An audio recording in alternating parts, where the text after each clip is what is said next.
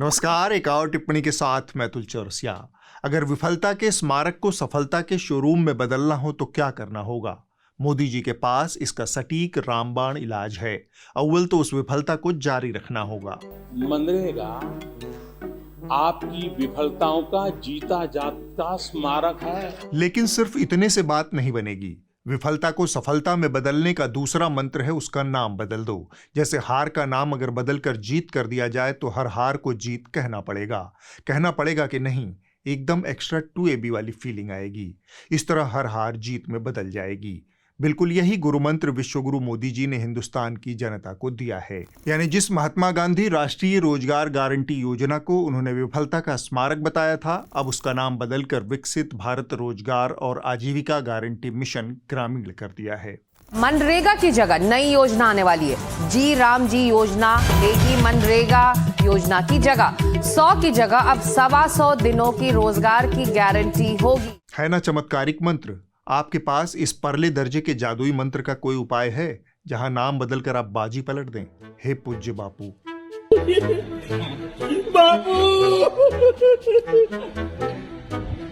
बाबू मोदी जी इसीलिए तो बाजीगर हैं। एक पूंजीपति को राष्ट्रीय संपदा का बड़ा हिस्सा औने पौने में सौंपकर क्रोनी पूंजीवाद का भारी भरकम स्मारक खड़ा करने वाले मोदी जी अब नाम बदलकर मनरेगा को सफलता का शोरूम बनाएंगे। मनरेगा को मोदी सरकार ने किस तरह से कमजोर और निष्प्रभावी किया है, यह जानना ज्यादा जरूरी है। 2014 का मोदी जी का वह बयान तो आपने सुना। कोरोना महामारी के वक्त यह मनरेगा ही था जिसकी शरण में मोदी सरकार ने अपना दामन बचाया था। उस समय मनरेगा के बजट में एक मुश्त 40,000 करोड़ रुपए की बढ़ोतरी की गई थी। महामारी के 2 वर्षों के बाद मोदी सरकार ने इसमें तेज कटौती की। कोविड काल में उच्चतम स्तर से गिरकर 2022-23 में मनरेगा का बजट 88,290 करोड़ रुपए, 2023-24 में 88,217 करोड़ रुपए और 2024-25 में 85,641 करोड़ रुपए रह गया। ये आंकड़े 2 बातें बताते हैं। एक तो बजट बढ़ने की बजाय घट रहा है, जबकि मुद्रास्फीति को देखते हुए यह न्यूनतम 5% प्रतिवर्ष तक बढ़ना चाहिए, वह भी तब जब कामगारों की संख्या स्थिर हो। असलियत इसके उलट है। मजदूरों की संख्या हर साल बढ़ रही है, लेकिन सरकार नए मजदूरों को काम नहीं दे रही, पुराने मजदूरों को घटा रही है। नाम VBG राम जी कर देने से शायद इन सारी गड़बड़ियों पर पर्दा पड़ जाएगा। सिर्फ नाम से ही दिक्कत नहीं है, इस सरकार को कईयों के काम से भी दिक्कत है। मसलन अगर किसी ने कहा भारत लोकतंत्र के पायदान पर नीचे सरकता जा रहा है, तो सरकार ने कहा तू क्या कहेगा बे, अब हम कहेंगे। प्रधानमंत्री नरेंद्र मोदी की सरकार ने एक प्रमुख भारतीय थिंक टैंक से एक स्वदेशी लोकतंत्र सूचकांक विकसित करने के लिए संपर्क किया है। यह हाल ही में अंतर्राष्ट्रीय समूहों द्वारा भारत की रैंकिंग में की गई गिरावट का मुकाबला करने में मदद करेगा। नई दिल्ली को आशंका है कि ऐसी रैंकिंग देश की साख को प्रभावित कर सकती है। किसी ने कहा पत्रकारिता के पैमाने पर भारत लड़खड़ाता जा रहा है। इस सरकार ने कहा वक्त वक्त की बात है, तू क्या हमारा पैमाना बनाएगा, तेरे परीक्षा की कॉपियां हम जांचेंगे। केंद्रीय सूचना एवं प्रसारण मंत्री अनुराग ठाकुर ने राज्यसभा में एक लिखित जवाब में कहा, विश्व प्रेस स्वतंत्रता सूचकांक एक विदेशी गैर सरकारी संगठन रिपोर्टर्स विदाउट बॉर्डर्स द्वारा प्रकाशित किया जाता है। सरकार इसके विचारों और देश की रैंकिंग से सहमत नहीं है और इस संगठन द्वारा दिए गए निष्कर्षों से भी सहमत नहीं है। इसी तर्ज पर सरकार ने अब एक नया शगुफा छोड़ा है। उसने अब AQI यानी हवा की गुणवत्ता नापने के अंतर्राष्ट्रीय पैमानों को दरवाजा दिखाने का निर्णय किया है। आइंदा से ये अपना खुद का AQI मीटर बनाकर उसी पर यकीन करेंगे। भारत सरकार ने संसद में साफ कर दिया है कि दुनिया भर में जो एयर क्वालिटी की रैंकिंग जारी होती है वे कोई ऑफिशियल रैंकिंग नहीं होती। सरकार से सवाल पूछा गया था कि ग्लोबल इंडेक्स में भारत की एयर क्वालिटी और पॉल्यूशन रैंकिंग क्यों खराब दिखती है। इसके जवाब में कहा गया कि भारत किसी भी बाहरी रिपोर्ट के आधार पर अपनी नीति नहीं बनाता। राज्य मंत्री ने आगे कहा, WHO की गाइडलाइन केवल यह बताती है कि देश अपनी जियोग्राफी, पर्यावरणीय स्थितियों और स्थानीय जरूरतों को देखकर स्वयं मानक तय करें। अपनी आंख अगर फूटी हो तो पूरी दुनिया को अंधा घोषित कर दो। इस टिप्पणी को नेत्रहीन कदापि अन्यथा न लें। यह आंखों वाली सरकार का फैलाया हुआ अंधेरा है जिसे इस देश की जनता को झेलना है। पर चिंता किसी को नहीं करनी है, क्योंकि अब दिल्ली में विज्ञान, तकनीकी, पर्यावरण और प्रौद्योगिकी मामलों की सिद्धहस्त नेता रेखा गुप्ता हमारे पास हैं। उनके नेतृत्व में दिल्ली जल्द ही ये जो कुछ भी है उसमें बहुत सकारात्मक परिणाम देखने को मिलेगा। जो हमारा AIQ है उसको हम AQI उसको आप चेक करें। दिल्ली का टेम्परेचर क्यों बढ़ा हुआ है? दरअसल टेम्परेचर बढ़ना बहुत जरूरी है। टेम्परेचर बढ़ेगा तब उसे कम करने की जरूरत होगी। जब टेम्परेचर कम करने की जरूरत होगी तब हमें रेखा गुप्ता की जरूरत होगी। जब रेखा गुप्ता की जरूरत होगी तब वो भारत भाग्य विधाता बनकर हमारे सामने अवतरित होंगी। और AQI एक ऐसा आपका टेम्परेचर है, आपको जो किसी भी इंस्ट्रूमेंट से पता चलता है। AQI एक ऐसा आपका टेम्परेचर है। यह कोई इकलौता प्रतिभा प्रदर्शन नहीं है। विज्ञान, तकनीकी, पर्यावरण और प्रौद्योगिकी मामलों में रेखा गुप्ता की विशेषज्ञता के चिन्ह दिल्ली के चप्पे चप्पे पर मौजूद हैं। एक महान स्वतंत्रता सेनानी, देश के योद्धा नेताजी सुभाष पैलेस। मुझे नहीं पता ये जहाँ फाइल पे कहता है अंगूठा लगा दो, मैं वहीं लगाऊंगा। अब ये जाने और तुम जानो। भाषा का माध्यम था वो संस्कृति की थी। नासा तक के वैज्ञानिकों ने उस पे शोध पत्र लिखा और उसे एक वैज्ञानिक भाषा का दर्जा दिया कि इसमें कोडिंग हो सकती है, कमांड हो सकता है, और संस्कृत एक वैज्ञानिक भाषा है। 70 साल से वो कर रहे थे, EVM हैक तो कुछ नहीं हो रहा था, हमने कर लिया तो बुरा लग गया। अब हर 15 दिन में हमारा मंत्री जाके कूड़े के पहाड़ पे जाता है और उसको बोलता है खड़ा होकर तेरे को जाना पड़ेगा भाई। यह चमत्कार इतने सालों से दिल्ली वालों की नजरों से दूर था, किसी की नजर ही नहीं गई। यह श्रेय तो आपको मोदी जी को देना ही होगा। ऐसा उद्भट टैलेंट उन्होंने दिल्ली को सौंपा है। यमुना जहरीली हो तो नकली पोखरा खोदकर काम चला लो, हवा खराब हो तो AQI मॉनिटरिंग सेंटर पर पानी छिड़कवा दो, कूड़े का पहाड़ खड़ा हो रहा हो तो विचित्र वीर्य उपाय है। मंत्री हर पखवाड़े जाकर कहेगा कि हे कूड़े के पहाड़ तुझे जाना होगा और समस्या खत्म हो जाएगी। इतने तेजस्वी लोग हैं हमारे पास। मनरेगा का नाम बदलकर हम पूरे ग्रामीण भारत में बेरोजगारी को खत्म कर देंगे। AQI की सुरक्षित सीमा 500 करके हम पूरे देश का फेफड़ा दुरुस्त कर देंगे और संसद भवन में वंदे मातरम की बहस करके हिंदुस्तान को विकसित राष्ट्र बना देंगे। इतने सारे खटकर्मों को देखकर एक कहानी याद आ गई, सुन लीजिए। सनातन नगर में प्रपंचपुर नाम का गांव था। गांव का कुआं सूखा था, लेकिन पंचायत के रजिस्टर में भूजल का स्तर संतोषजनक बना हुआ था। स्कूल बंद पड़ा था, लेकिन हर साल स्कूल के उद्घाटन की सालगिरह मनाई जाती थी। गांव में सड़कें नदारद थी, लेकिन एम्बुलेंस के सपने दिखाए जाते थे। इन्हीं सब गुणों के चलते प्रपंचपुर की पंचायत बहुत मशहूर थी। हर हफ्ते ढोल नगाड़े बजाकर पंचायत बुलाई जाती। प्रधान जी आते, पान थूकते और गांव के विकास का एजेंडा रखते। इस बार की बैठक का एजेंडा था पंचायत की मेज गोल हो कि चौकोर हो। सारे सदस्यों ने दाएं बाएं देखा, सोचा और फिर सहमति बनी कि गोल मेज बेहतर है। एक नादान सदस्य ने पूछ लिया, गोल ही क्यों? प्रधान जी धीमे से मुस्कुराकर बोले, क्योंकि उसमें कोई कोना नहीं होता जहां समस्या खड़ी हो सके। इसके बाद प्रधान जी ने बैठक का अंतिम प्रस्ताव पेश किया। उन्होंने कहा, गांव के बाहर समस्या मुक्त प्रपंचपुर ग्राम का बोर्ड लगाना अब समय की जरूरत है। प्रधान की बात सुनकर एक औरत बोल उठी, प्रधान जी नल से पानी नहीं आता है। प्रधान ने कहा, बहन जी कागजों पर तो पानी बहाया जा चुका है, आज नहीं तो कल कल कल करता हुआ जल आ ही जाएगा। इतने में एक किसान उठा और बोला, सिंचाई की कोई सुविधा नहीं है, फसल सूख रही है। यह सुन प्रधान तमतमा कर बोला, प्रकृति को राजनीति में मत घसीटो सुखिया, जो प्रकृति से टकराएगा मिट्टी में मिल जाएगा। यह सब सुन रहा एक गरीब बालक बोल पड़ा, प्रधान जी स्कूल बंद है, हमारे भविष्य का क्या होगा? बच्चे की मासूमियत देख प्रधान पुचकारते हुए बोला, बेटा आज का एजेंडा वर्तमान है, तुम्हारे भविष्य पर चर्चा भविष्य में होगी। इसके बाद किसी को कुछ पूछने की हिम्मत नहीं रही। पंचायत समाप्त हो गई। शाम होते होते गांव के बाहर चमचमाता हुआ बोर्ड टंग गया। अंधेरे में चमकती हुई पट्टी पर लिखा था, सनातन नगर के इकलौते समस्या मुक्त गांव प्रपंचपुर में आपका हार्दिक स्वागत है। प्रपंचपुर ही भारत है और उसकी संसद ही पंचायत है। जब देश का युवा बेरोजगारी से बौराया हुआ है, रुपया औंधे मुंह गिरकर मुंह फुड़वा चुका है, विदेश नीति इंडिगो की फ्लाइट में क्रैश लैंडिंग कर चुकी है, देश चचा ट्रंप की फरमाइशी टैरिफ से बेहाल है और वायु प्रदूषण से फेफड़े फटकर फ्लावर हो चुके हैं, उस वक्त में देश की संसद ने जिस जरूरी मुद्दे पर चर्चा करने का निर्णय किया वह था वंदे मातरम। 5 से जो संख्या कट जाए उसका जश्न मना लेना भारतीय सांस्कृतिक वांग्मय परंपरा में शुभ माना जाता है। राष्ट्रगीत वंदे मातरम के 150 साल पूरे हुए थे, फिर क्या था? सत्ता पक्ष और विपक्ष ने मिलकर संसद भवन में सर्वदलीय भसड़ मचाई। इतिहास की कब्र कुछ इस तरह खोदी गई कि नेहरू से लेकर जिन्ना तक को सदन में हाजिरी लगानी पड़ी। जिन्ना के विरोध के 5 दिन बाद ही 20 अक्टूबर को नेहरू जी ने नेताजी सुभाष बाबू को चिट्ठी लिखी। पंडित नेहरू जी ने तो वंदे मातरम को छांट दिया था, काट दिया था, उसके बाद देश को बांट दिया था। जवाहरलाल नेहरू जी ने वंदे मातरम के 2 टुकड़े कर उसको 2 अंतरों तक सीमित करने का काम। मैं बताता हूं उन्हें ये पंक्तियां सांप्रदायिक और राजनीतिक क्यों लगी। इसका कारण है क्योंकि वे वंदे मातरम को जिन्ना के चश्मे से देख रहे थे।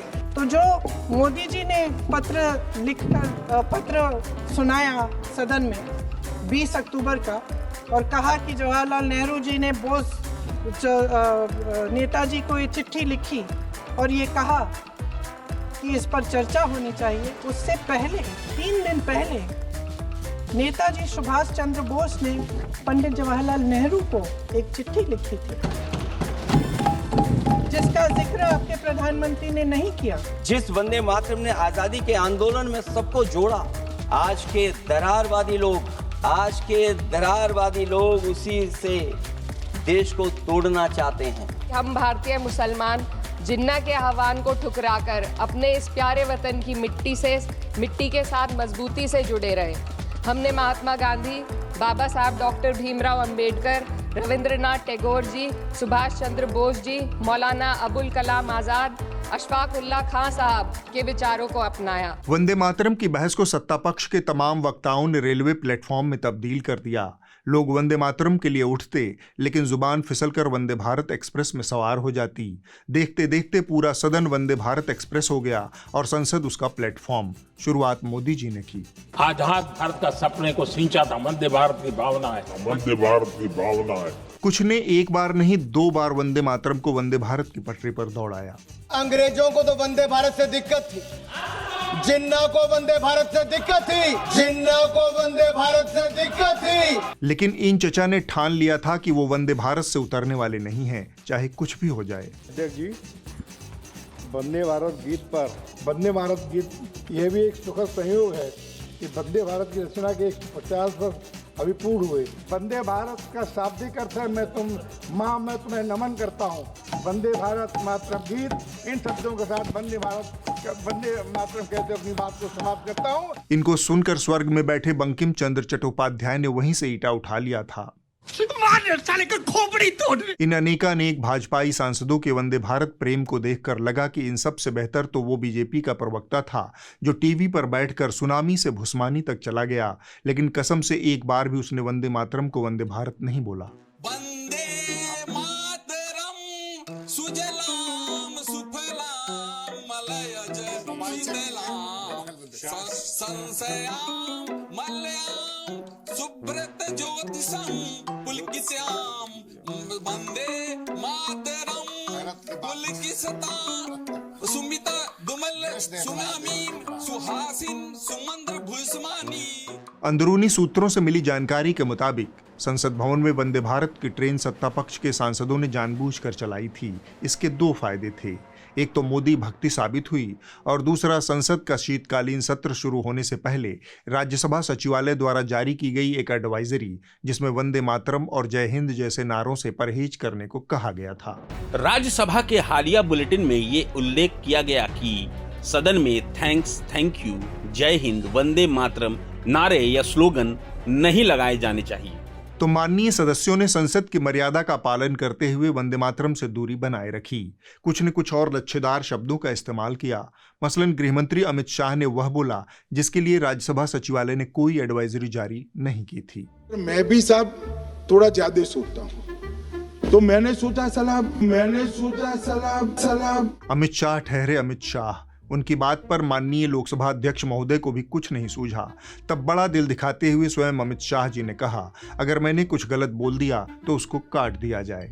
मान्यवर, मेरे शब्द कोई ऐसे हो तो काट दीजिए। काट दिया। इस हल्ला चल क्या रहा है संसद भवन में? माननीय प्रोड्यूसर जी, अगर मैंने ऐसा वैसा कुछ बोल दिया हो तो उसको काट दिया जाए। अरे सर ठीक है, संसद में तो कोई कुछ भी पेले जा रहा है, आप क्यों परेशान हैं? क्या बात कर रहे हो? इसी सरकार में जब तो सरकार का नाम आते घंटे तो यहाँ तो कितना फैल के गए लोग, फैल के गए लोग, फैल के गए लोग, फैल के गए लोग। इस पेलमपेल संसदीय सत्र के बीच भाजपा सांसद अनुराग ठाकुर ने मुझे स्कूली दिनों की याद दिला दी।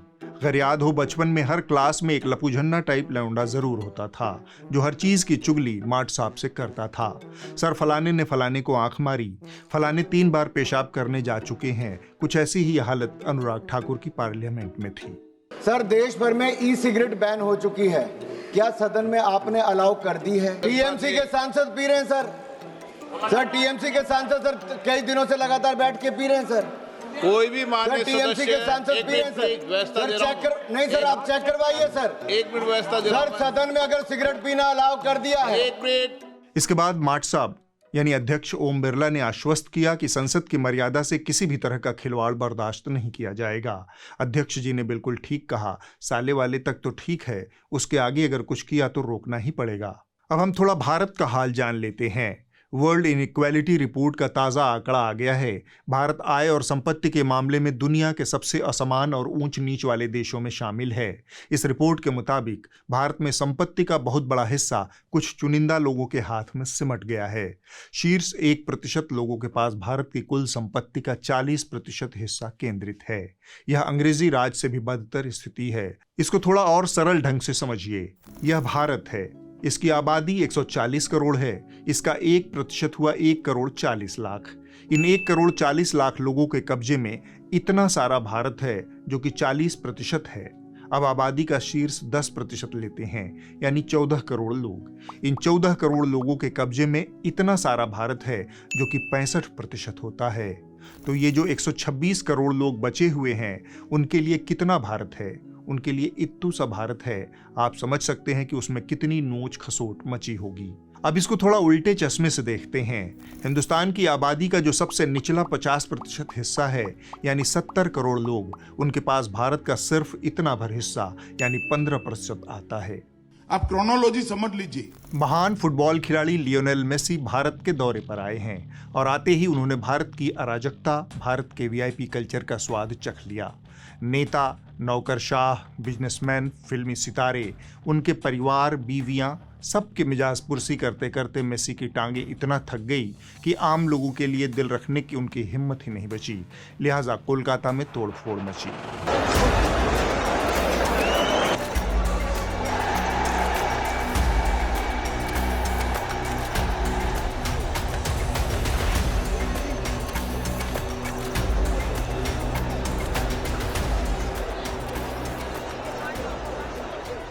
और हैदराबाद में मुख्यमंत्री रेवंत रेड्डी खुद मेसी से बड़े फुटबॉलर बन गए। कहानियां तो ऐसी भी हैं कि मेसी को इम्प्रेस करने के लिए उन्होंने एक रात पहले जमकर फुटबॉल की ट्रेनिंग ली थी। लेकिन असली खिलाड़ी रेवंत हैं, यह बात 2 अबोध बालकों ने हमें बताई। ब्रो, मेसी या रोनाल्डो? रेवंत रेड्डी।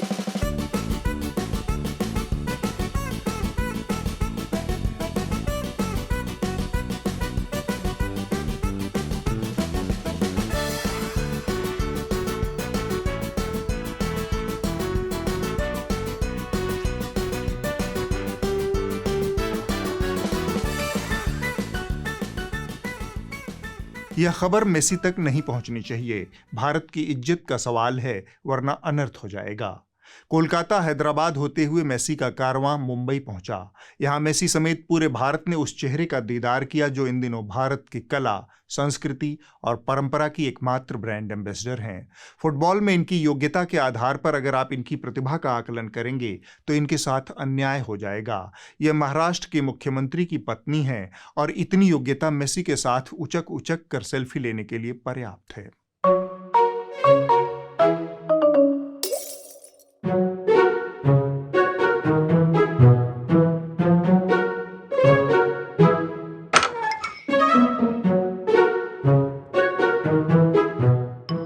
दिल्ली वाला इवेंट देश के एविएशन सेक्टर में मची भसड़ की चपेट में रहा।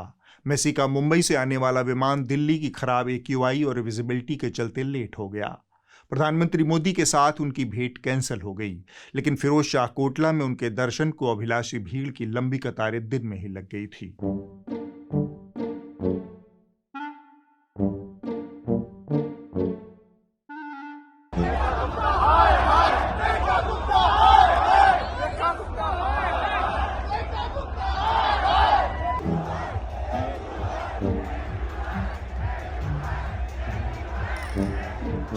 मेस्सी आएंगे जाएंगे, लेकिन आपको इसी भारत में रहना है। भारत की 15% संपत्ति में जो 70 करोड़ लोग ठेली ठेला मचाए हुए हैं, उसमें बहुसंख्यक आबादी हिंदुओं की है। ये वही हिंदू हैं जिनके लिए मोदी जी और आरएसएस वाले हिंदू राष्ट्र का निर्माण कर रहे हैं। एक बार जब हिंदू राष्ट्र बन जाएगा, तब इन 70 करोड़ लोगों की जिंदगी बेहतर बनाने का कोई न कोई उपाय मोदी जी और आरएसएस वाले ढूंढ ही लेंगे। फिलहाल तो इन हिंदुओं का काम प्राथमिकता पर रखकर निपटाया जा रहा है। आप लोगों को थोड़ा और इंतजार करना होगा।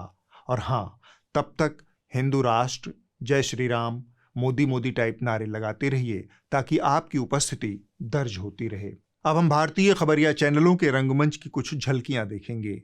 सुनने में आ रहा है कि प्रसार भारती से सहगल जी की विदाई के बाद सहगल जी की कृपा से 15 करोड़ की रकम उठा रहे तिहाड़ शिरोमणि उर्फ सुधीर चौधरी की स्थिति भी दूरदर्शन में डांवाडोल है। लेकिन हमारी खबर यह नहीं है। हमारी खबर यह है कि देश का राष्ट्रीय प्रसारणकर्ता दूरदर्शन सुधीर के आने के साथ फेक न्यूज और नफरती प्रोपेगेंडा की चपेट में आ चुका है। सुधीर चौधरी ने 11 दिसंबर के शो में एक वीडियो चलाया। इस वीडियो में 3 लड़के मजाकिया अंदाज में फिल्म धुरंधर का रिव्यू कर रहे हैं। इस वीडियो के हवाले से सुधीर ने दावा किया कि ये लड़के पाकिस्तानी हैं और अपने ही देश का मजाक उड़ा रहे हैं। चलना देखे वैसे तो कभी पॉसिबल है नहीं, लेकिन कम से कम बॉलीवुड वालों ने दिखा दिए। तो पाकिस्तानियों को बड़ा मजा आ रहा है। पाकिस्तानी इस फिल्म को कैसे ना कैसे देख ही रहे हैं और इस फिल्म के जरिए अपने ही देश का मजाक उड़ा रहे हैं। इस वीडियो का जमकर फैक्ट चेक हुआ। ऐसे काम टीवी वाले ऑपरेशन सिंदूर के वक्त भी कर चुके हैं। लेकिन जिस लड़के विकांशु तोमर ने यह वीडियो बनाया था, उसने खुद एक और वीडियो बनाकर सुधीर चौधरी की हवा निकाल दी। लेकिन कम से कम बॉलीवुड वालों ने दिखा दिए। तो पाकिस्तानियों को बड़ा मजा आ रहा है। पाकिस्तानी इस फिल्म को ओ भाईजान ना करें यार, ना करें यार, ये बंदा एक्ट कर रहा है भाईजान। आप तो इसको पाकिस्तानी बोल रहे हैं। आपकी इतनी बड़ी टीम है, इतना बड़ा चैनल है, बैकएंड में टीम क्या कर रही है? उसका काम सिर्फ फ्री की रोटी तोड़ना है क्या यार? रिसर्च कराए भाईजान उससे यार।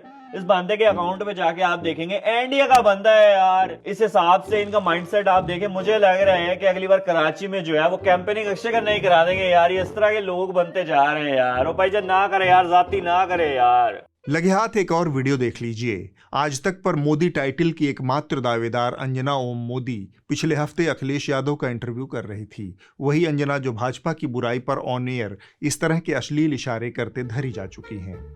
हम पूछना चाहते कि प्रधानमंत्री का नाम लगाकर विदेशों से पैसा क्यों लिया गया। हम पूछना चाहते कि आप केवल ये बताइए कि राष्ट्रीय चिन्ह लगाकर किस प्राइवेट कंपनी को इजाजत है कि वो पैसा वसूल कर इधर घूम रहे हो। पूरी तरह से, चाहे इलेक्ट्रोल बॉन्ड हो, चाहे पीएम केयर्स फंड हो, चाहे वो कोरोना हो और चाहे वो नोटबंदी हो, इस सरकार से ज्यादा भ्रष्ट सरकार आज तक नहीं आई। फंड हो, चाहे वो कोरोना हो और चाहे वो नोटबंदी हो।